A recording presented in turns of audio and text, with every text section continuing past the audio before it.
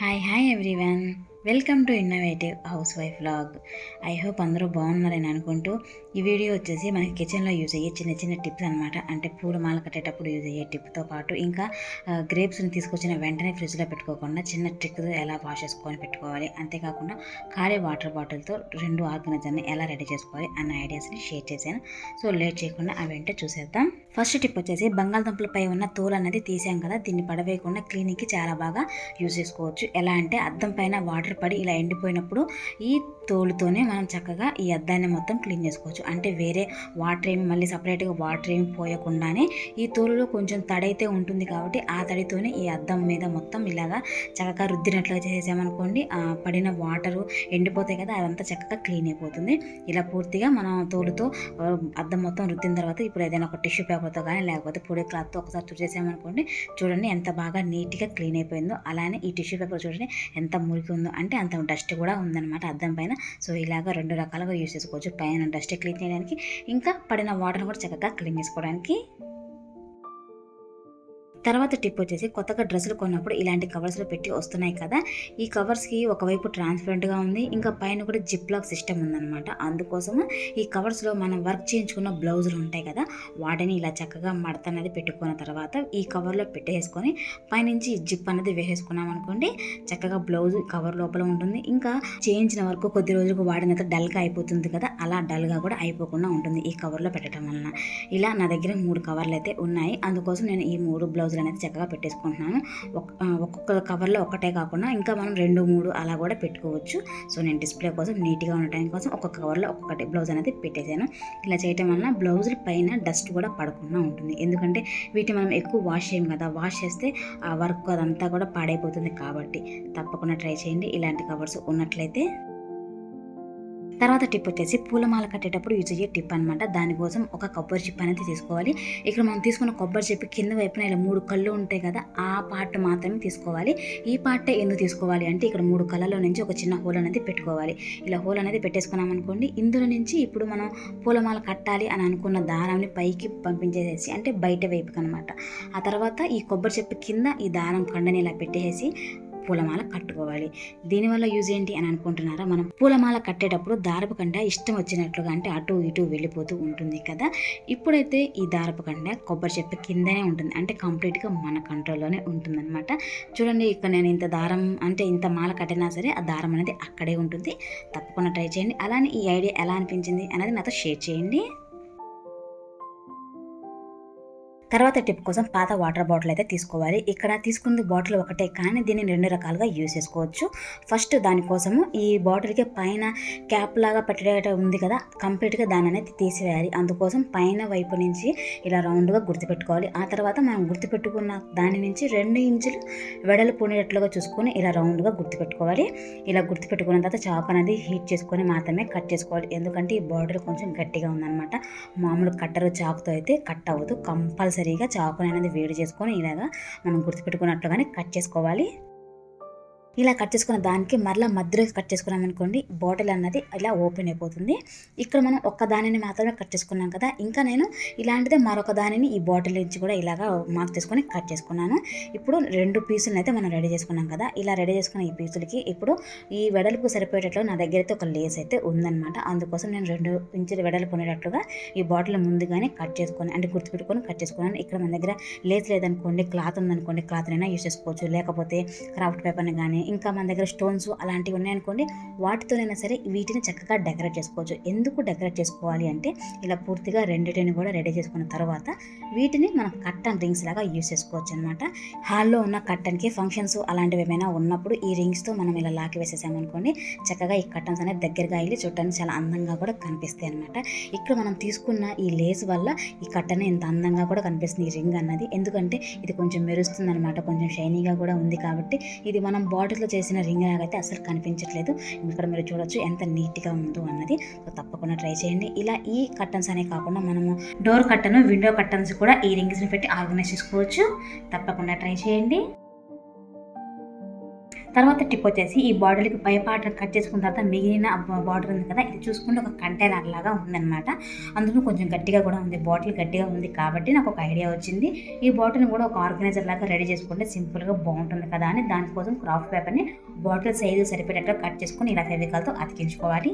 ఇలా అతికించుకున్న తర్వాత చూసుకుంటే చాలా సింపుల్‌గా మనకు ఒక ఆర్గనైజర్ రెడీ అయిపోతుంది. దీనిని మనం చాలా రకాలుగా యూజ్ చేసుకోవచ్చు. అంటే డ్రెస్సింగ్ టేబుల్ దగ్గర పెట్టేసామనుకోండి, చక్కగా ఇందులో మనకు దువ్వెనలు పెట్టుకునే స్టాండ్ లాగా కూడా యూజ్ చేసుకోవచ్చు. లేకపోయినట్లయితే పిల్లల స్టడీ టేబుల్ మీద వీళ్ళ దగ్గర పెట్టేసామనుకోండి, పెన్ను, పెన్సిల్ పెట్టుకునే స్టాండ్ లాగా కూడా యూజ్ చేసుకోవచ్చు. లేకపోతే కిచెన్‌లో అయితే మనం స్పూన్లు, ఫోర్కులు అలాంటి వాటిని కూడా పెట్టి ఆర్గనైజ్ చేసుకోవచ్చు. ఇలా ఒక్క ఆర్గనైజర్‌ని మనకి ఎక్కడ కావాలి అంటే అక్కడ చక్కగా రీయూజ్ చేసుకోవచ్చు. అంటే ఒక్క బాటిల్‌తో 2 ఐడియాస్ అనమాట. తప్పకుండా ట్రై చేయండి. అలానే మీకు ఎలా అనిపించింది ఈ ఐడియా అనేది కూడా నాతో షేర్ చేయండి. తర్వాత టిప్ వచ్చేసి జెండు బామ్ డబ్బాకున్న మూత పిల్లలు ఆడుకుంటూ ఎక్కడో వేశారు. అదైతే కనిపించట్లేదు. ఇలా మూత లేకుండా ఉందనుకోండి జెండు బామ్‌కి పవర్ అయితే పోతుంది కదా! అలాంటి టైంలో సిల్వర్ ఫాయిల్‌ని తీసుకొని దాన్ని ఈ జెండు బామ్ డబ్బా మొత్తం కవర్ అయ్యేటట్లుగా ఇలా ప్రెస్ చేసామనుకోండి చక్కగా ఆ డబ్బాకి అలా అంటుకొని ఉంటుందన్నమాట. అంటే మనకు ఆల్టర్నేటివ్‌గా యూజ్ చేసుకోవచ్చు. ఇలా సిల్వర్ ఫాయిల్‌ని పెట్టడం వలన లోపల ఉన్న జెండు బామ్‌కి పవర్ అయితే పోకుండా ఉంటుంది. ఇంకా దీన్ని తీసి మనం వాడుకోవాలంటే కొంచెం చిన్నగా ఇలా ఓపెన్ చేసుకున్నామనుకో చక్కగా ఇలా మూతలాగా క్యాప్ అయితే వచ్చేస్తుంది. ఆ తర్వాత మనం జెండు బామ్ తీసుకొని యాజ్ ఇట్ ఈస్‌గా మళ్ళీ ఈ సిల్వర్ ఫాయిల్ అనేది పెట్టుకోవచ్చు. అంటే ఇలాగ ఆల్టర్నేటివ్‌గా కూడా యూజ్ చేసుకోవచ్చు సిల్వర్ ఫాయిల్‌ని. తప్పకుండా ట్రై చేయండి. తర్వాత టిప్ కోసం సాక్స్‌లు కొన్నప్పుడు వచ్చిన హ్యాంగర్ అనమాట ఇది. ఈ హ్యాంగర్‌కి కిందన చూసుకుంటే చిన్న చిన్న హోల్స్ అయితే ఉన్నాయి. అప్పుడు నాకు చిన్న ఐడియా వచ్చింది. ఈ హ్యాంగర్‌ని ఒక ఆర్గనైజర్ లాగా రెడీ చేసుకోవచ్చు కదా అని దానికోసం మనకి ఇనుప సువ్వలు లాంటివి కావాలి. ఇక్కడ నేను తీసుకున్నవి దీపావళికి క్రాకర్స్ కాల్చిన తర్వాత మిగిలిన సూదులనమాట. వాటిని మనం ఎస్ షేప్ వచ్చేటట్లుగా ఇలాగ పట్కర్‌తో తిప్పేసేసుకొని మనకి ఎంతవరకు కావాలో అంతవరకు ఉంచేసుకొని మిగిలింది కట్ చేసుకోవాలి. ఇక్కడ మనకి 3 హోల్స్ ఉన్నాయి కాబట్టి 3 ఎస్ హుక్స్ అనేది రెడీ చేసుకోవాలి.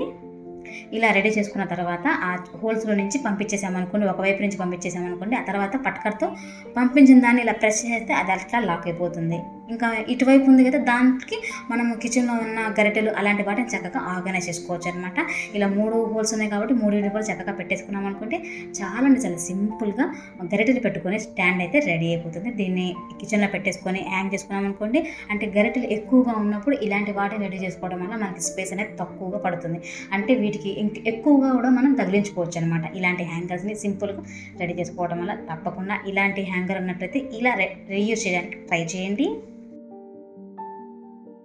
తర్వాత టిప్ వచ్చేసి గ్రేప్స్ కొన్నప్పుడు వీటిని ఇలానే ఫ్రిడ్జ్‌లో పెట్టుకోకనే కన్నా ముందుగా క్లీన్ చేసుకోవాలి. ఎందుకంటే గ్రేప్స్ పైన చూడండి ఎంత వైట్‌గా ఉందో అంటే కెమికల్స్ తప్పకుండా ఉంటాయి కాబట్టి మన నార్మల్ వాటర్‌లో కాకుండా కొద్దిగా వెనిగర్‌ని వేసి ఆ వాటర్‌లో శుభ్రంగా కడిగి స్టోర్ చేసుకున్నట్లయితే గ్రేప్స్ పై ఉన్న కెమికల్స్ అవన్నీ చక్కగా క్లీన్ అయిపోతాయి. ఇక్కడ మనకి వెనిగర్‌ని యూజ్ చేయడం వల్ల వెనిగర్ మన క్లీనింగ్‌కి చాలా బాగా ఉపయోగపడుతుందనమాట.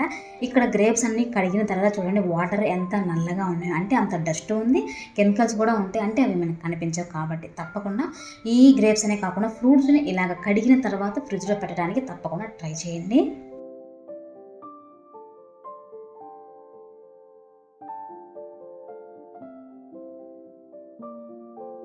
తర్వాత టిప్ వచ్చేసి పాస్‌పోర్ట్ సైజ్ ఫోటో కొద్ది రోజులు వాడకుండా పక్కన పెట్టామనుకుని ఒకదానికి కూడా అతుక్కుపోయి ఆ ఫోటో కూడా వచ్చేసే ఛాన్స్ అయితే డెఫినెట్‌గా ఉంటుంది కదా! అలా అవ్వకుండా ఉండాలి అంటే ఫోటోకి విజిబుల్‌గా ఉండే ప్లాస్టర్‌ని 2 వైపులా కూడా వేసుకున్న తర్వాత అంటే అతికించుకోవాలి. ఆ తర్వాత సైడ్‌లో చూసుకుంటే కొంచెం ఎక్స్ట్రాగా ఉండిద్దనమాట. ఆ ప్లాస్టర్ దాన్ని కట్ చేసుకున్నట్లయితే సింపుల్‌గా ఫోటో లామినేషన్ అయితే అయిపోతుంది.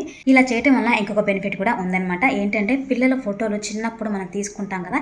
ఈ ఫోటోలు కొద్ది రోజులకు కానీ కొద్ది సంవత్సరాల తర్వాత చూసుకుంటే అవి కొంచెం డల్‌గా అయిపోయి కానీ చినిగిపోవటం కానీ డెఫినెట్‌గా ఇలాంటివి జరుగుతూ ఉంటాయి.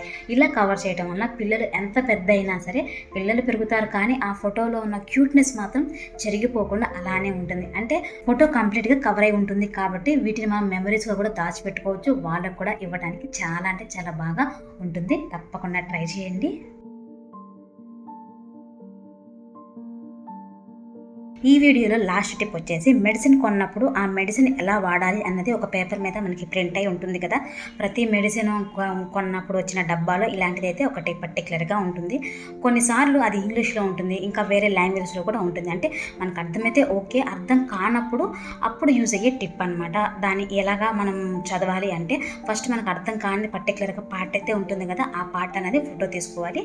ఇలా ఫోటో తీసుకున్న తర్వాత మనం ఫోటోస్‌లోకి వెళ్ళిపోయి ఈ పర్టిక్యులర్‌గా మనం ఫోటో తీసిన దాన్ని దాన్ని సెలెక్ట్ చేసుకున్న తర్వాత ఒక్కసారి ఆ ఫోటో మీద క్లిక్ చేసామనుకోండి, మనకి రైట్ సైడ్లో గూగుల్ లెన్స్ అని అయితే వస్తుంది. అలా వచ్చిన తర్వాత దాన్ని ఒకసారి క్లిక్ చేస్తే పక్కన ఏ అని ఒక ఆప్షన్ అయితే ఉంటుంది. దానిపైన మళ్ళీ ఇంకోసారి క్లిక్ చేసామనుకోండి, లాంగ్వేజ్ సెలెక్ట్ చేసుకునే ఆప్షన్ అయితే ఇలా డిస్ప్లే అవుతుంది. ఇందులో నుంచి మనకు కావాల్సిన లాంగ్వేజ్, ఇప్పుడు అక్కడ ఇంగ్లీష్ ఉంది కదా, మనం తెలుగు అని సెలెక్ట్ చేసుకున్నాం అనుకోండి, తెలుగు సెలెక్ట్ చేసుకున్న చూడండి వెంటనే తెలుగు లాంగ్వేజ్లోకి అయితే మారిపోతుంది.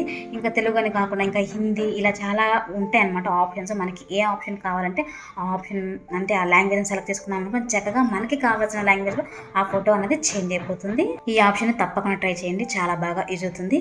చూసారు కదా, ఈ వీడియోలో నేను షేర్ చేసిన రీయూజ్ ఐడియాస్, కిచెన్ టిప్స్ తప్పకుండా ట్రై చేయండి. మీ అందరికీ నచ్చుతాయి అనుకుంటే ఇలాంటి మరికొన్ని ఇంట్రెస్టింగ్ అండ్ యూస్ఫుల్ ఐడియాస్తో నేను మీ ముందుకు వచ్చేస్తాను. అప్పటి వరకు కీప్ వాచింగ్ మై ఛానల్.